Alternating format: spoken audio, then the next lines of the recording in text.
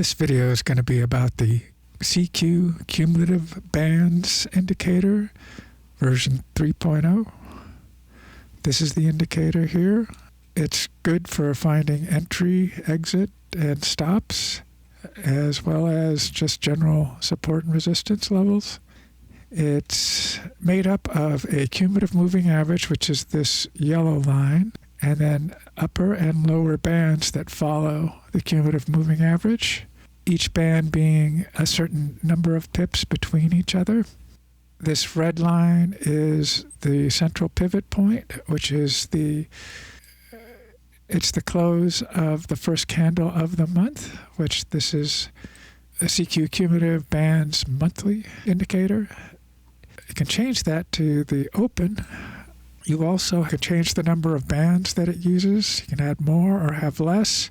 Generally, there's, like for 16, there's 8 bands above and 8 bands below. There are a number of different band types. Right now, we're using the linear, but there's also Fibonacci, which I'll show that one, as well as log and exponential and square root, as well as a user-defined, which I'll explain that in a little bit.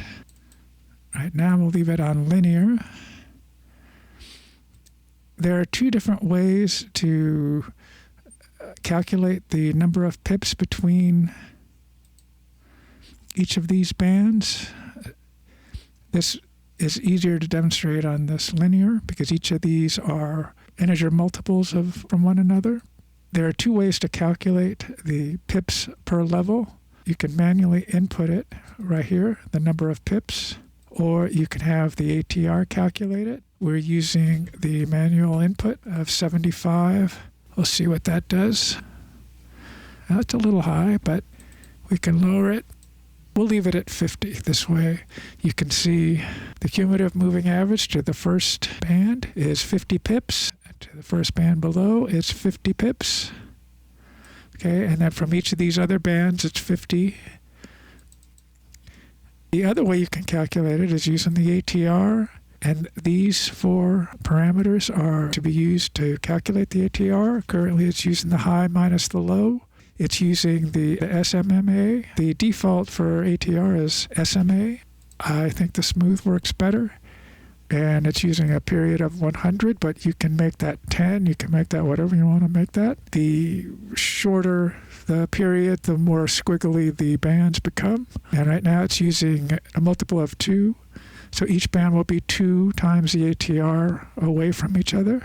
And that's what this looks like.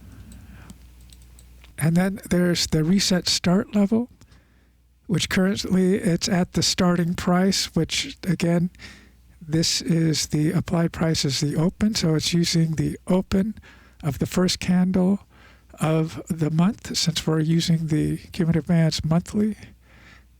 And that's what it is right there. You can see that line. That's what it is. You can also change this to use the previous cumulative moving average, which is, here it's only going to move at this amount because that's the previous cumulative moving average. And you can see here, okay. For the monthly, you can change the start hour within this first day of the month. That's what these reset start level start hour and reset start level start minute. In order for the minute to have any effect, you have to be on anything lower than an hour.